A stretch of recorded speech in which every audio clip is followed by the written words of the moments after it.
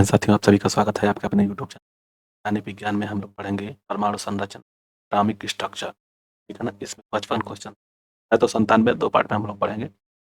और यह point of view से रेलवे एनटीपीसी या किसी भी रेलवे एग्जाम के लिए पॉइंट ऑफ व्यू से बहुत ही महत्वपूर्ण क्वेश्चन है, तो आप लोगों को ध्यान से पढ़ना होगा। और क्वेश्चन देख करके ये आंसर बताइएगा कितना हम क्वेश्चन आंसर सही किए हैं, तो कमेंट बॉक्स में उसका कमेंट कीजिएगा।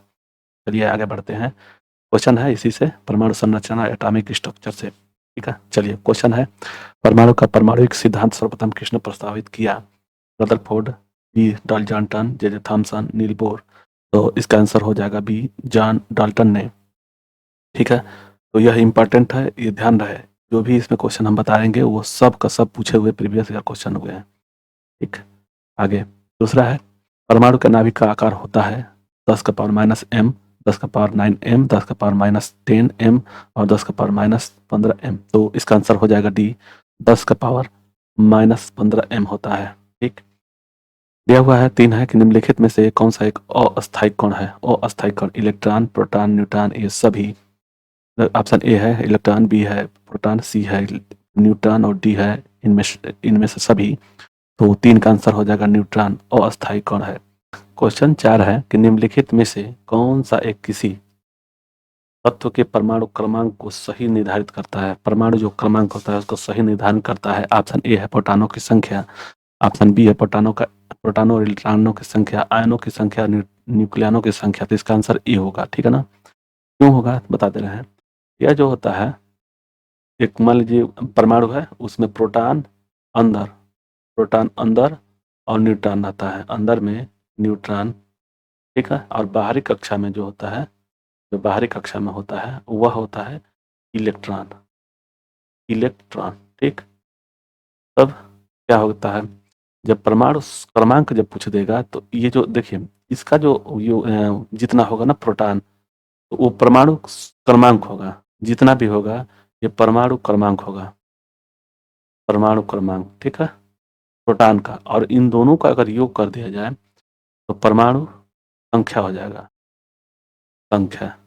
ठीक है, तो ये याद रहे कि परमाणु संख्या और परमाणु क्रमांक में क्या अंतर होता है। परमाणु क्रमांक होता है प्रोटॉनों की संख्या होती है, जो जितने प्रोटॉन होंगे उतना ही परमाणु क्रमांक होगा। और इन दोनों को अगर इस बाहरी वाले दोनों को, न्यूट्रॉन को प्रोटॉन को जोड़ दिया जाए तो परमाणु संख्या हो जाएगा और ये परमाणु क्रमांक है। तो याद रहे कि प्रोटॉन का जितना रहेगा उतना परमाणु क्रमांक होगा और न्यूट्रॉन और प्रोटॉन का योग करके परमाणु संख्या होता है। ठीक, एक और चीज जान लीजिए कि प्रोटॉन जो होता है धन आयन होता है, हमेशा धन आयन होता है, और इलेक्ट्रॉन हमेशा ऋण आयन होता है। और यह न्यूट्रॉन जो होता है न्यूट्रल होता है, न प्लस होता है न माइनस होता है, इसीलिए इसका नाम न्यूट्रॉन पड़ा। ठीक, तो ये परमाणु की संख्या जो है ना, इसी पे प्रोटॉन की संख्या पर ही निर्भर करता है परमाणु क्रमांक। ठीक है, तो ये याद रहे। चलिए नेक्स्ट क्वेश्चन पे, परमाणु के नाभिक में निम्न कण होते हैं? परमाणु के नाभिक में निम्न कण होते हैं प्रोटॉन और न्यूट्रॉन, इलेक्ट्रॉन एवं अल्फा कण, प्रोटॉन और इलेक्ट्रॉन और न्यूट्रॉन। ठीक है ना? तो इसका आंसर क्या होगा? 5 का ई हो जाएगा। वही इससे पहले वाले में प्रोटॉन जो होता है ना, प्रोटॉन वो अंदर होता है, अंदर, न्यूट्रॉन भी अंदर होता है। मतलब इस परमाणु के अंदर जो होता है प्रोटॉन होता है, ठीक है ना, और न्यूट्रॉन, और बाहरी कक्ष में, बाहरी जो कक्ष होता है उसमें इलेक्ट्रॉन होता है। ठीक, ये याद रहे कि ये नाभिक में कह रहा है, नाभिक में अगर अंदर और बाहर करता तो अंदर में ये दोनों हो गए, तो यही आंसर हो जाएगा ए। ठीक, तो चलिए आगे देखते हैं। निम्नलिखित में से कौन सा आवेशित रहित कण है? आवेश रहित कण है, इलेक्ट्रॉन है, प्रोटॉन है, न्यूट्रॉन है, इनमें से कोई नहीं। तो 6 का सी हो जाएगा, इसलिए कि यह जो प्रोटॉन होता है धन आयन होता है, यह ऋण आयन होता है, और इसका नाम न्यूट्रॉन है तो न्यूट्रल आता है, इसीलिए आवेश रहित कण है। ठीक है ना? तो इसका आंसर सी होगा। चलिए आगे, परमाणु में कौन से मूल कण समान संख्या में स्थित होते हैं? प्रोटॉन तथा न्यूट्रॉन, इलेक्ट्रॉन तथा प्रोटॉन, न्यूट्रॉन तथा इलेक्ट्रॉन, इलेक्ट्रॉन प्रोटॉन न्यूट्रॉन। तो मूल कण संख्या समान होते हैं, तो इसका आंसर हो जाएगा 7 का बी। ठीक है ना? 7 का बी। क्यों? देखिए वही चीज, इसको कई बार हम इसलिए बता दे रहे हैं कि याद हो जाए, इसे कि पूछता है, हम एक बार नहीं लगा पाए थे। ये प्लस होता है, ये न्यूट्रॉन होता है। ठीक है ना? न्यूट्रॉन ये न्यूट्रल होता है, और बाहरी जो कक्ष में होता है वो होता है इलेक्ट्रॉन। ठीक, इलेक्ट्रॉन। तब कह रहा है कि मूल कण कितने समान होते हैं। देखिए ये प्लस है, ये माइनस है, तो इन दोनों का बैलेंस बराबर हो जाएगा। तो जितना प्रोटॉन रहता है इसमें, अगर मान लीजिए इसमें प्रोटॉन 2 है तो इलेक्ट्रॉन भी 2 रहेगा। ठीक, अगर न्यूट्रॉन अलग है, अलग चीज है। अगर यह 8 है प्रोटॉन तो इसमें भी 8 होगा न्यूट्रॉन। ठीक है ना, तो ये दोनों समान होते हैं, ये दोनों समान होते हैं। इसीलिए देखिए ये प्लस है, ये माइनस है, ये बैलेंस कर जाते हैं। लेकिन ये न्यूट्रल है ना, ये जोड़ा जाता है, इसी का जाता है, इसको इसका कोई महत्व उतना नहीं रहता है इस दोनों में समान संख्या में। ठीक है ना, तो इसीलिए इसका आंसर बी हो जाएगा। चलिए, सबसे पहले इलेक्ट्रॉन के आवेश का सफलतापूर्वक निर्धारण किसने किया था? थॉमसन ने, मिलिकन ने, रदरफोर्ड ने, कुलाम ने। तो 8 का आंसर हो जाएगा बी, मिलिकन ने। ठीक है ना, सबसे पहले इलेक्ट्रॉन के आवेश का सफलतापूर्वक निर्धारण मिलिकन ने किया था। देखिए क्वेश्चन है कि एक इलेक्ट्रॉन का कितना आवेश होता है। इलेक्ट्रॉन हमेशा माइनस में रहता है तो इसका माइनस ही रहेगा। ठीक है ना, तो माइनस में देखिए एक ये चीज़ दिया हुआ है, एक ये दिया हुआ है। तो देखिए एक और चीज़ है कि इसमें जो -1.6, देखिए 1.6 इंटू 10 का पावर -19 सी होता है। ठीक ना, तो इसका आंसर ए हो जाएगा। ठीक, आवेश कितना होता है, माइनस में रहता है तो इसीलिए इसका माइनस, इसका आंसर ए हो जाएगा। अब देखिए इसमें प्लस दिया हो तो ये तो होगा नहीं, ये माइनस दिया है लेकिन इस माइनस नहीं दिया होगा तो ये भी नहीं होगा, ये प्लस दिया है तो ये भी नहीं होगा, तो इसका आंसर ए हो जाएगा। चलिए, रदरफोर्ड के प्रकीर्णन परीक्षण में किसकी मौजूदगी को सिद्ध किया था? रदरफोर्ड के प्रकीर्णन परीक्षण ने किसकी मौजूदगी को सिद्ध किया था? सभी पदार्थ के परमाणुओं के में इलेक्ट्रॉन, परमाणुओं में न्यूट्रॉन, परमाणुओं में न्यूक्लियस। तो 10 का आंसर डी हो जाएगा, परमाणुओं में न्यूक्लियस। ठीक है, चलिए 11 है कि परमाणु विद्युत होते हैं धनात्मक रूप से, ऋणात्मक रूप से, द्विधनात्मक रूप से, उदासीन रूप में। तो 11 का आंसर डी हो जाएगा, यह उदासीन होते हैं परमाणु। ठीक है, चलिए, इलेक्ट्रॉन की खोज किसने की थी? तो थॉमसन ने, नील बोहर ने, रदरफोर्ड ने, फैराडे ने। तो यह इसका इलेक्ट्रॉन का कौन हो जाएगा? इलेक्ट्रॉन का ये हो जाएगा थॉमसन। ठीक, इसको याद करने के लिए इलेक्ट्रॉन, ठीक है ना, इलेक्ट्रॉन ईटा पर नाच होता है, ईटा पर नाच, ईटा पर नाच ना, ठीक ना, ये याद करने के लिए देखिए ईटा मतलब ई से इलेक्ट्रॉन, और टी टी टी होता है ना, टी ईटा, टी पर तो थॉमसन, टी एच से थ होता है ना, थॉमसन। और प्रोटॉन रदरफोर्ड या गोल्डस्टीन होते हैं, और न्यूटन नौ से है, न्यू, और चैडविक चौ से। तो ये इसे याद कर लेंगे तो इसका आंसर ये होगा। ठीक, प्रोटॉन की खोज किसने की थी? तो अभी गोल्डस्टीन थे, इससे पहले वाले बताए हैं। चैडविक थे, न्यूटन की खोज, थॉमसन है इलेक्ट्रॉन की खोज, इलेक्ट्रॉन है, और यह प्रोटॉन है, और यह गोल्डस्टीन हो गए न्यूट्रॉन। ठीक, तो याद रहे इलेक्ट्रॉन, प्रोटॉन, न्यूट्रॉन। और एक तो फैराडे का वो है। ठीक है, चलिए आगे। चौदह है कि जेम्स चैडविक ने निम्नलिखित में से किसकी खोज की थी? चैडविक, तो देखिए चैडविक, इलेक्ट्रॉन का कौन सा हो गया? थॉमसन, थॉमसन, प्रोटॉन का हो गया गोल्डस्टीन, गोल्डस्टीन, और न्यूट्रॉन का हो गया चैडविक, चैडविक। ठीक, तो ये इसका आंसर सी हो जाएगा। चलिए, निम्नलिखित में से किन कणों की कणीय तरंग द्विप्रकृत पाई जाती है? Mason, proton, electron, neutron. तो 15 का आंसर क्या होगा? सी हो जाएगा, इलेक्ट्रॉन का। द्विकणीय, द्विपद प्रकृति होती है, मतलब कि ऋणायन में होता है। अब पॉजिट्रॉन की खोज किसने की? Chadwick, Yukawa, Anderson, Rutherford. पूरा आंसर क्वेश्चन है कि चैडविक, युकावा, एंडरसन और रदरफोर्ड पॉजिट्रॉन के किसने किए थे खोज? तो इसका आंसर सी हो जाएगा, एंडरसन ने पॉजिट्रॉन की खोज की थी। Answer C.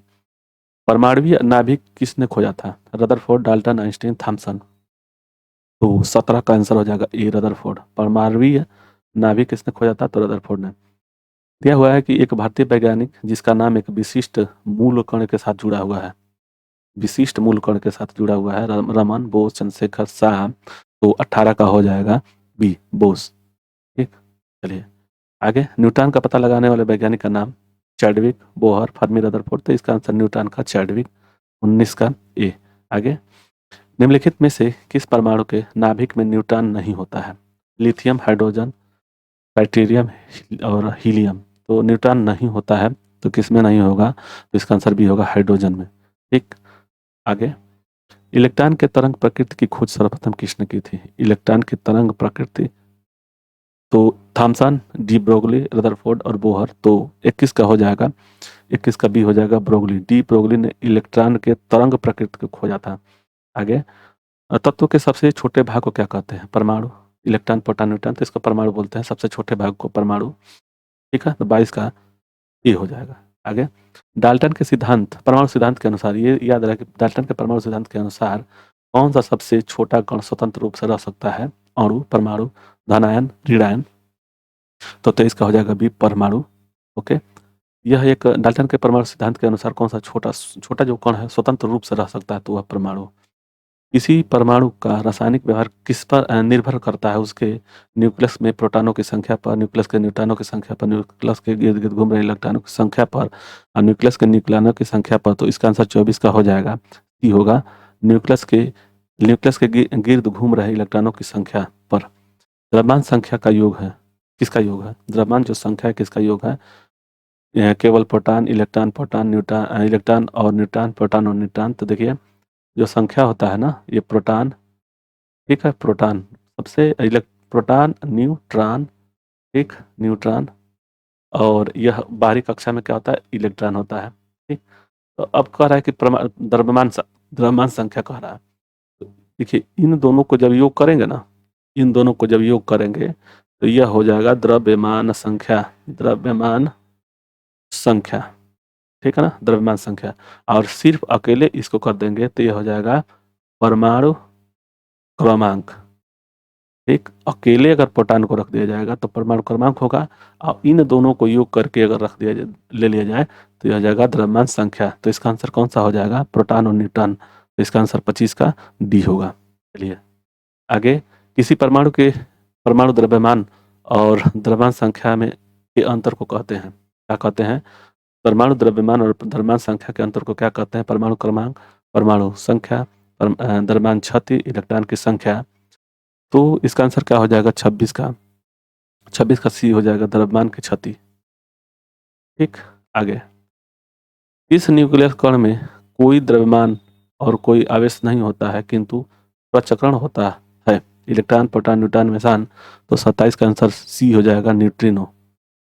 ठीक है ना। चलिए, किसी परमाणु के परिक्रमण कर रहे किसी इलेक्ट्रॉन की कुल ऊर्जा, किसी परमाणु के परिक्रमण कर रहे किसी इलेक्ट्रॉन की कुल ऊर्जा ऋणात्मक नहीं हो सकती, कि शून्य से अधिक कोई भी मूल्य हो सकता है, कभी धनात्मक नहीं हो सकती, सदा धनात्मक होती है। तो 28 का आंसर क्या हो जाएगा? डी हो जाएगा, सदा धनात्मक होती है।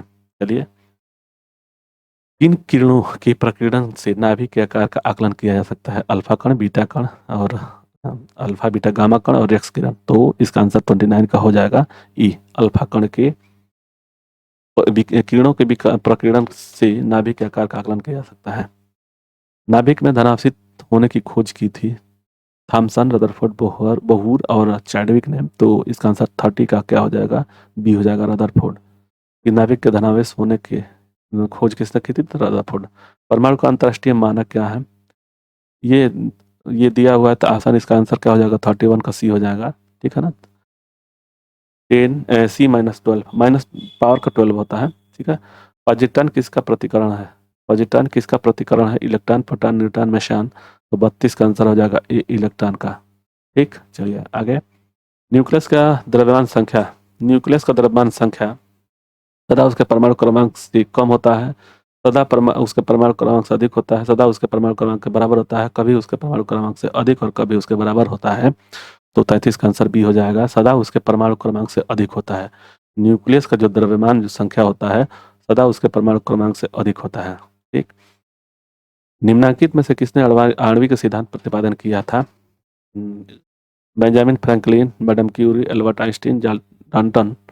आणविक जो सिद्धांत किसने प्रतिपादित किया था? तो 34 का आंसर हो जाएगा डी, जॉन डाल्टन ने आणविक सिद्धांत का प्रतिपादित किया था। फोटॉन ऊर्जा का ऊर्जा जो ऊर्जा माने ई, संवेग पी और तथा वेग सी से संबंध, सही संबंध है। तो इसका आंसर क्या हो जाएगा? तो इसका आंसर 35 का हो जाएगा, डी। ई बराबर ई बाई सी। ठीक, फोटॉन ये संवेग बराबर ई बाई सी होता है। चलिए आगे, एक परमाणु में दो इलेक्ट्रॉनों के चारों क्वांटम संख्याएं आपस में समान नहीं हो सकती हैं, यह नियम किस किस वैज्ञानिक से संबंधित है? तो हुंडे, पाउली ने, फैराडे ने और हेर्नियस ने। तो 36 का क्या हो जाएगा? बी हो जाएगा, पाउली का। आगे नेक्स्ट के चलते हैं। रासायनिक तत्व के अनुसंधान में चुंबकीय क्वांटम संख्या का संबंध है अभिन्यास से, आवृत्त से, अमाप से, चक्रण से। तो 37 का हो जाएगा आंसर, डी हो जाएगा, चक्रण से।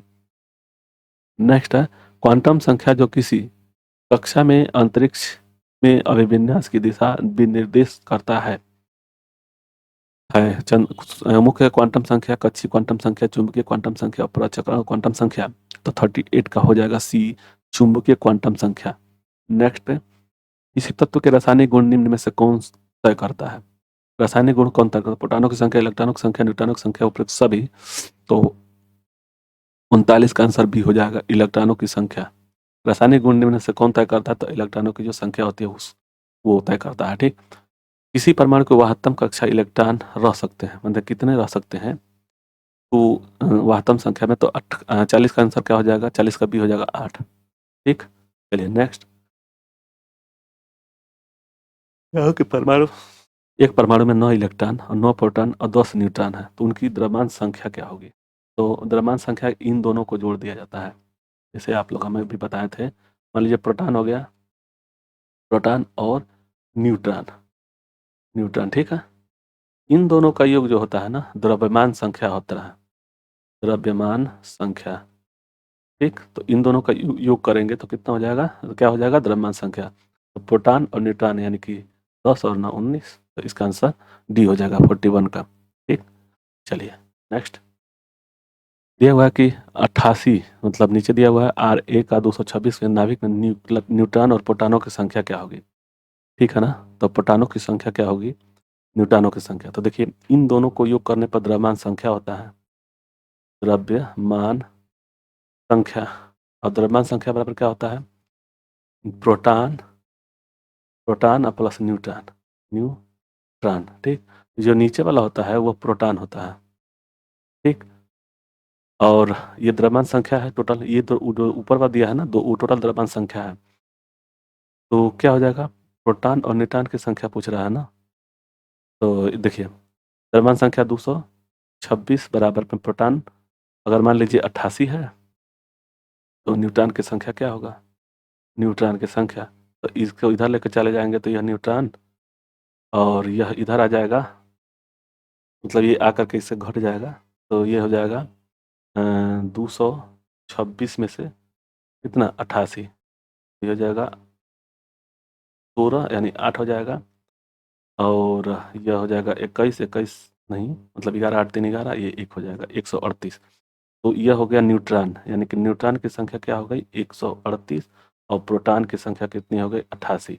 तो इसी क्रम में लिखा हुआ है, ये 138 और ये 88, तो इसी क्रम में होगा, तो ये वाला हो जाएगा 88, 42 का ए। ठीक, चलिए नेक्स्ट पे। जिस तत्व के परमाणु में 2 प्रोटॉन, 2 न्यूट्रॉन, 2 इलेक्ट्रॉन हो तो द्रव्यमान संख्या क्या होगा? तो द्रव्यमान संख्या क्या? इन्हीं का योग होता है, इनको अगर जोड़ देंगे तो द्रव्यमान संख्या निकल जाएगा, तो 2 + 2 = 4, तो इसका आंसर बी हो जाएगा। चलिए यह होगा कि इलेक्ट्रॉनों की संख्या क्या होगी? तो देखिए अब इससे हमको लग रहा है कि 28 या 29 नंबर क्वेश्चन था। इलेक्ट्रॉन और प्रोटॉन जो होता है ना, प्रोटॉन, प्रोटॉन और इलेक्ट्रॉन जो होता है, इलेक्ट्रॉन, ये दोनों बराबर होते हैं, मतलब ये दोनों बराबर, अगर ये पॉजिटिव या नेगेटिव है तो ये अगर 10 है तो ये भी 10 होगा, तो ये 19 है तो ये भी 19 होगा। ठीक, अगर मान लीजिए प्रोटॉन 19 है तो ये भी 19 होगा, तो इसका आंसर बी हो जाएगा, 44 का। 44 का क्या हो जाएगा? बी। चलिए नेक्स्ट। यदि परमाणु की तीसरी कक्षा सबसे बाहरी कक्षा हो, इसमें इलेक्ट्रॉन की अधिकतम संख्या कितनी हो सकती है? 8, 16, 18 और 36। तो इसका आंसर क्या हो जाएगा? 45 का 45 का आंसर हो जाएगा सी, 18। ठीक है, चलिए आगे। किसी नाभिक का परमाणु क्रमांक जेड है और उसके द्रव्यमान संख्या यम है, तो न्यूट्रॉन की संख्या क्या होगी? तो देखिए न्यूट्रॉन संख्या क्या होता है, देखिए भैया एक जगह थोड़ा सा मिस्टेक कर गए, ये जो प्लस होगा भैया, ये प्लस है, ठीक ना। जब ये इधर जाएगा ये प्लस है, और ये प्लस होगा, जब ये इधर जाएगा तो माइनस में हो जाएगा, ठीक है ना। ये माइनस इसीलिए हो रहा है, ठीक। तो ये ध्यान है भाई, थोड़ा सा मिस्टेक हो गया बोलने में। चलिए आगे हम लोग देखते हैं। ये दिया हुआ है, ये नहीं ये वाला दिया हुआ है ये कि परमाणु क्रमांक Z है और उसकी द्रव्यमान संख्या m है। तो द्रव्यमान संख्या बराबर क्या होता है? द्रव्यमान संख्या बराबर होता है, ठीक है, क्या होता है? न्यूट्रॉनों की संख्या, न्यूट्रॉनों की संख्या, ठीक है, अब माइनस में प्रोटॉनों की संख्या। ये दोनों प्लस होता है, अलग नहीं होता है, मतलब प्लस होता है, ठीक। तो क्रमांक क्या दिया हुआ है? क्रमांक इसी को कहते हैं, ठीक। तो ये हो गया द्रव्यमान संख्या क्या है? m है। तो न्यूट्रॉन हो गया न्यूट्रॉन, न्यूट्रॉन, ठीक। और न्यूट्रॉन माइनस में ये जो प्लस में है क्या? जेड है, जेड। तो न्यूट्रॉन का पूछ रहा है कि न्यूट्रॉनों की संख्या क्या होगी। तो न्यूट्रॉन को अगर हम इस साइड में, तो ये चला आएगा इधर, तो न्यूट्रॉन बराबर क्या हो जाएगा? न्यूट्रॉन बराबर हो जाएगा m माइनस जेड। तो इसका आंसर बी हो जाएगा, m माइनस जेड। चलिए, दिया हुआ है 47 में कि परमाणु संख्या 17, परमाणु संख्या संख्या पूछ रहा है, कह रहा है, और द्रव्यमान संख्या 35 है। तो क्लोरीन के परमाणु के नाभिक में होते हैं, क्लोरीन परमाणु के नाभिक में होते हैं। तो देखिए द्रव्यमान संख्या क्या है? 17 है, यानी कि प्रोटॉनों की संख्या कितनी हो गई? 17। और द्रव्यमान संख्या इन दोनों का योग हो गया, तो इन दोनों का योग हो गया। तो देखिए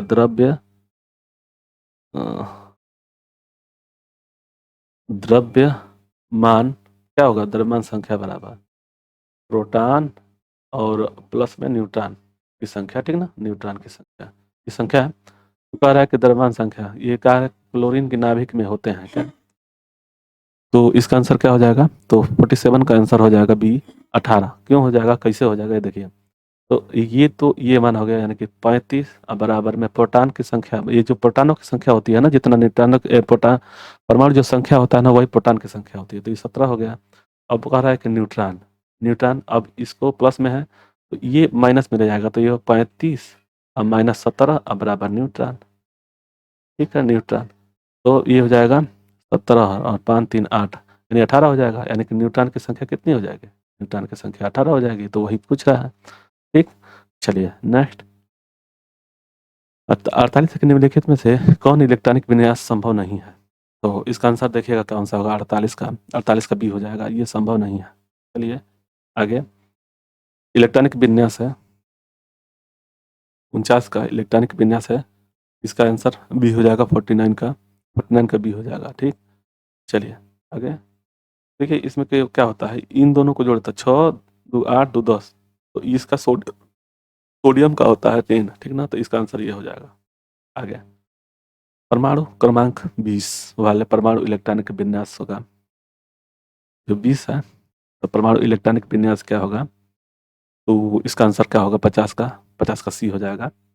2 8 18 होता है, 2 8 8, ठीक। आगे, निम्नलिखित में से कौन सी इलेक्ट्रॉनिक संरूपण धातु तत्व के लिए है? तो इसका आंसर 51 का हो जाएगा, डी 2 8 8 2, ठीक। इलेक्ट्रॉनिक संरचना है, इलेक्ट्रॉनिक संरचना है इसमें से। तो इलेक्ट्रॉनिक संरचना 13 हो जाएगा ना।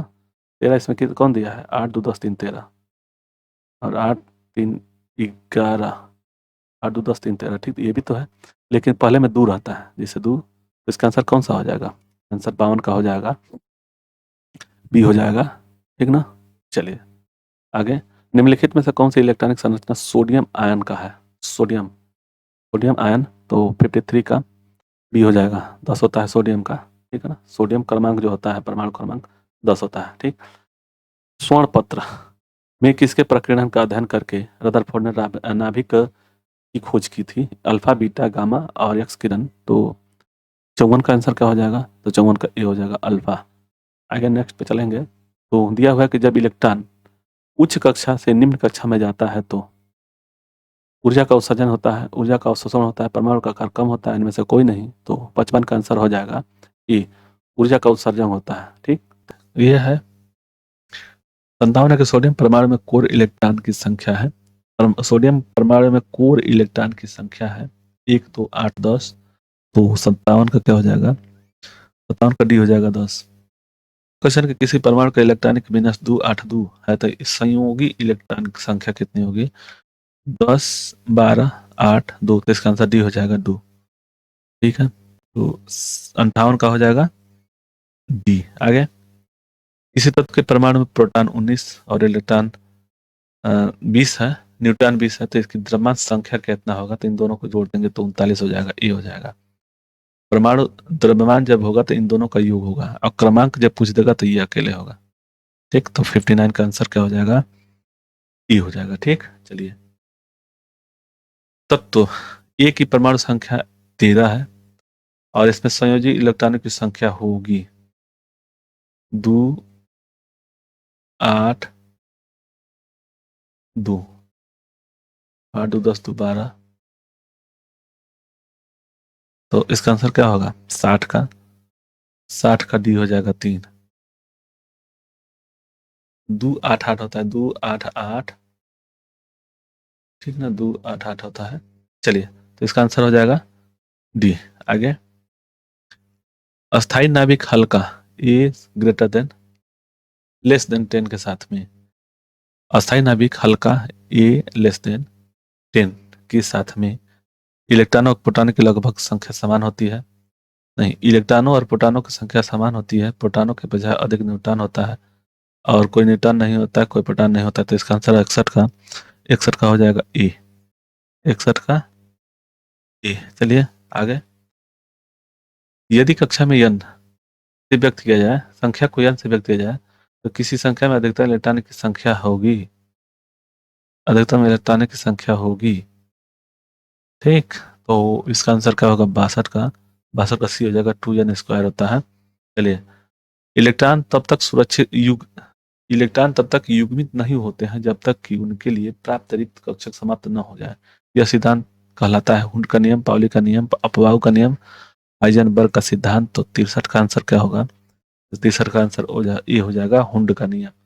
आगे, अनिश्चितता के सिद्धांत का प्रतिपादन किया था आइंस्टीन ने, हाइजेनबर्ग ने, रदरफोर्ड ने, पाउली ने। तो 64 का आंसर हो जाएगा ई, हाइजेनबर्ग। नेक्स्ट, इलेक्ट्रॉन जैसे छोटे कणों की स्थिति तथा वेग का युगपत निर्धारण किया जा सकता है, यह कथन है हाइजेनबर्ग के अनिश्चितता का सिद्धांत का और पाउली के अपवर्जन सिद्धांत का, अपवाह सिद्धांत का, इलेक्ट्रॉन के तरंग प्रकृति की डी ब्राउली की धारणा। तो इसका आंसर 65 का क्या होगा? तो आएगा हाइजेनबर्ग के अनिश्चितता का सिद्धांत। आगे, नाभिक की खोज रदरफोर्ड ने की, कणों की सहायता से की है। इन कणों की अल्फा बीटा गामा एक्स किरण। तो रदरफोर्ड ने नाभिक की खोज किससे की? तो 66 का आंसर ए हो जाएगा, अल्फा कण से। आगे, इलेक्ट्रॉन के आवेश की खोज किसने की थी? इलेक्ट्रॉन की आवेश का आवेग किसने खोज की? तो 67 का मिल्टन हो जाएगा, डी हो जाएगा। वह कण जो न्यूक्लियन को बांधे रखने का कार्य करता है, इलेक्ट्रॉन, पॉजिट्रॉन, न्यूट्रॉन, मेशियन। तो 68 का डी हो जाएगा, मेशियन। आगे, किसी तत्व की रासायनिक प्रकृति निर्भर करती है आवेश पर, इलेक्ट्रॉन पर, प्रोटॉन पर, संयोजी इलेक्ट्रॉन पर। रासायनिक प्रकृति निर्भर करती है उसके 69 का डी हो जाएगा, संयोजी इलेक्ट्रॉन पर। आगे, किसी तत्व के रासायनिक गुण निर्भर करते हैं परमाणु द्रव्यमान पर, परमाणु संख्या पर, परमाणु संख्या द्रव्यमान संख्या पर, परमाणु भार पर। तो 70 का आंसर भी हो जाएगा, परमाणु संख्या पर। उसके रासायनिक गुण निर्भर करते हैं परमाणु संख्या पर। न्यूट्रिनो की खोज किसने की थी? Anderson, Pauli, Yukawa, Goldstein. तो इसका आंसर न्यूट्रिनो का खोज किसने किया था? 71 का बी हो जाएगा, पाउली ने। न्यूट्रिनो का खोज पाउली ने किए थे। मेसान की खोज किसने की थी? Pauli, Chadwick, Yukawa, Thompson. 72 का सी हो जाएगा, युकावा। मेसान की खोज युकावा ने की थी। निम्नलिखित में से कौन सा क्लोरीन का सही इलेक्ट्रॉनिक विन्यास है? Hydrogen, helium, lithium, beryllium. तो इसका आंसर क्या हो जाएगा क्लोरीन का? तो 73 का आंसर हो जाएगा, बी हो जाएगा, 10 और 17, ठीक है ना, 17। आगे, रदरफोर्ड अल्फा कणों के प्रयोग से सर्वप्रथम दिखाया कि परमाणु में होता है इलेक्ट्रॉन, प्रोटॉन, नाभिक और न्यूट्रॉन। तो 74 का आंसर हो जाएगा ई, 74 का सी, परमाणु में होता है नाभिक। आणविक कक्षा का अभिन्यास किसे नियंत्रित होता है? आणविक कक्षा का अभिन्यास किससे नियंत्रित होता है? दिगंशी क्वांटम संख्या, मुख्य क्वांटम संख्या, चुंबकीय क्वांटम संख्या, प्रचक्रण क्वांटम संख्या। तो 75 का सी हो जाएगा, चुंबकीय क्वांटम संख्या। आणविक संख्या का अभिन्यास चुंबकीय क्वांटम संख्या से नियंत्रित होता है। चलिए, परमाणु के 3 आधारभूत अवयव कौन से हैं? परमाणु के 3 आधारभूत, प्रोटॉन, न्यूट्रॉन, आयन, और proton, neutron, electron, protium, deuterium, ट्राइटेरियम, proton, neutron और आयन। तो परमाणु के 3 आधारभूत अवयव हैं। इसका आंसर कैसे कभी हो जाए, इसका आंसर बी होगा। ठीक है, 76 का भी आ गया। तो तदर क्वेश्चन है कि एकता आयनित कार्बन परमाणु के नाभिक में क्या होता है? 6 प्रोटॉन और 6 neutron, 5 proton 6 neutron, 6 proton 6 neutron और 6 इलेक्ट्रॉन, 12 प्रोटॉन 6 न्यूट्रॉन और 6 इलेक्ट्रॉन। इसका आंसर ए हो जाएगा, 77 का ए। ठीक है, आगे हम लोग देखेंगे निम्नलिखित में से कौन सा एक परमाणु का भाग नहीं है? इलेक्ट्रॉन, प्रोटॉन, न्यूट्रॉन, प्रोटॉन है। प्रोटॉन है जो परमाणु का भाग नहीं है। इलेक्ट्रॉन, प्रोटॉन, न्यूट्रॉन ये परमाणु का भाग है। चलिए नेक्स्ट क्वेश्चन पे। जो इलेक्ट्रॉन एक ही कक्ष में होते हैं, 2 इलेक्ट्रॉन एक ही कक्ष में होते हैं, उनमें पाया जाता है एक जैसा चक्रण, विपरीत चक्रण, एक जैसा अथवा विपरीत चक्रण, कोई चक्रण नहीं। तो 79 का आंसर क्या होगा? तो इसका हो जाएगा बी, विपरीत चक्रण। जब 2 इलेक्ट्रॉन एक ही कक्ष में होते हैं तो विपरीत चक्रण पाया जाता है। चलिए, परमाणु अभाज्य है। परमाणु अभाज्य है यह निम्नलिखित में से किसने प्रस्तावित किया? Dalton, Berzelius, Rutherford, Avogadro. तो 80 का आंसर हो जाएगा ए, डाल्टन ने। नेक्स्ट, किसी तत्व के परमाणु की दूसरी कक्षा में इलेक्ट्रॉनों की अधिकतम संख्या हो सकती है? दूसरी कक्षा में अधिकतम संख्या कितनी हो सकती है? तो 81 का हो जाएगा ए, 8। ठीक, चलिए, कार्बन का परमाणु संख्या 6 है, परमाणु क्रमांक 6 है और परमाणु भार 12 है। तो नाभिक में कितने प्रोटॉन होते हैं? क्रमांक यानी कि 6, परमाणु भार, परमाणु संख्या। तो इसका आंसर 6 है, 12 है, 18 है, 0 है। तो इनमें से कौन सा होगा? 82 का ए हो जाएगा, 6। जैसे देखिए यहाँ पे प्रोटॉन, प्रोटॉन और न्यूट्रॉन, ठीक, और इलेक्ट्रॉन। तो इसमें क्रमांक इन्हीं से लिया जाता है, तो क्रमांक हो गया 6। ठीक, और कह रहा है कि प्रोटॉनों की संख्या तो 6, ये वाला। ठीक, चलिए नेक्स्ट, परमाणविक संख्या जेड और द्रव्यमान संख्या ई है, तो इलेक्ट्रॉनों की संख्या क्या होगी? तो जितना ये होगा ना, ये वाला परमाणविक संख्या उतना ही होगा। तो इसका आंसर 83 का ई हो जाएगा। ठीक है, ये जो द्रव्यमान जो है, द्रव्यमान संख्या जो होता है, ये प्रोटॉन और न्यूट्रॉन का योग होता है। ठीक, और जितनी प्रोटॉन रहेगा उतना ही इलेक्ट्रॉन होता है। तो इसका आंसर जेड हो जाएगा, ई। दिया हुआ है कि प्रोटॉनों की संख्या पूछ रहा है, तो इसमें प्रोटॉनों की संख्या ये वाला हो जाएगा। ठीक है, तो 84 का हो जाएगा ए। ये जो नीचे वाला होता है ना, परमाणु संख्या होता है, और इन दोनों का अंतर जो होगा इनमें से, वो होगा न्यूट्रॉन। ठीक, तो इसमें देखिए 235 में से 92 घटा देंगे तो कितना हो जाएगा? 3, ये हो जाएगा 23। 23 में से 14, 143 हो गया ना। ये हो जाएगा 3 और 13, 13 9 4 13 1। ठीक है, 143 जो है, यह जो है न्यूट्रॉन हो जाएगा 143, और यह क्रमांक है तो ये 92 हो जाएगा प्रोटॉन। ठीक, और 92 ही इलेक्ट्रॉन होगा, इलेक्ट्रॉन। ठीक, तो याद रहे कि जितना यहाँ पे परमाणु क्रमांक होगा उतने ही प्रोटॉन होता है। तो इसका आंसर 92 हो जाएगा। दिया हुआ कि सोडियम परमाणु संख्या 11 है, सोडियम का परमाणु संख्या 11 है और परमाणु द्रव्यमान 23 है। तो इनमें से इलेक्ट्रॉन, न्यूट्रॉन और प्रोटॉन की संख्या क्रमशः होगा। तो देखिए, प्रोटॉन यानी कि प्रोटॉन इसका हो गया 11, इसका भी हो गया 11। इन दोनों का अंतर कितना हो जाएगा? तो ये हो जाएगा 9 और 3 14, 9 3 9 3 14, 9 3 9 3 12, ये हो जाएगा 12, 11 दूनी 22 यानी कि 12। तो कितना हो जाएगा? 11 12 11। कौन सा आंसर है? 11 12 11 डी हो जाएगा, तो 85 का डी। ठीक, चलिए आगे, न्यूट्रॉनों की संख्या पूछ रहा है, तो इन दोनों का जो अंतर होगा ना वही होगा। तो 238 में से ये जो देखिए, ये प्रोटॉनों की संख्या है, जो संख्या है परमाणु संख्या जो होगा, इतना ही परमाणु संख्या है, और उसी परमाणु संख्या को प्रोटॉन बोलते हैं। न्यूट्रॉनों और प्रोटॉनों की संख्या इतने हो जाएगा, इन दोनों का अंतर जब कर देंगे तो 92 घटा देंगे, ये जाएगा 6, 6 किसमें है, 30 में 146, और यह 9 4 13 4 146। ठीक, तो ये हो जाएगा, न्यूट्रॉनों की संख्या 146 है, तो 86 का ये हो जाएगा। ठीक, आगे, किसी तत्व के परमाणु भार में संबंधित निम्नलिखित कथनों में से कौन सा एक कथन सर्वाधिक उपयुक्त है? किसी तत्व के परमाणु भाग में संबंधित निम्नलिखित कथनों में से कौन सा एक कथन सर्वाधिक उपयुक्त है? दिया हुआ है कि एक तत्व का परमाणु भार, एक तत्व का परमाणु भार उसके परमाणु में उपस्थित प्रोटॉनों और न्यूट्रॉनों का योग होता है। सही है। जैसे इसमें दिया है ना कि प्रोटॉन और न्यूट्रॉन, इन दोनों का योग ही क्या कहते हैं, परमाणु भार बोलते हैं। नहीं, परमाणु भार नहीं, परमाणु संख्या होता है, संख्या। ठीक है, ये सब सही रहेगा। अब दिया है कि द्रव्यमान संख्या के विपरीत एक तत्व परमाणु भार भिन्न हो सकता है। एक तत्व का परमाणु भार उसके पूर्णांक होता है, उस भार एक पूर्णांक होता है, और एक तत्व के सभी परमाणुओं के परमाणु भार समान होते हैं, परमाणुओं के परमाणु भार समान होते हैं। तो इसका आंसर 87 का बी हो जाएगा, बी। तो द्रव्यमान संख्या के विपरीत एक द्रव तत्व का परमाणु भार भिन्न भिन्न हो सकता है। अब द्रव्यमान संख्या के विपरीत एक तत्व का परमाणु जो भार है वो भिन्न भिन्न हो सकता है। चलिए, परमाणु की प्रभावी त्रिज्या होती है 88, का आंसर क्या होगा, ए हो जाएगा, 88 का बी हो जाएगा।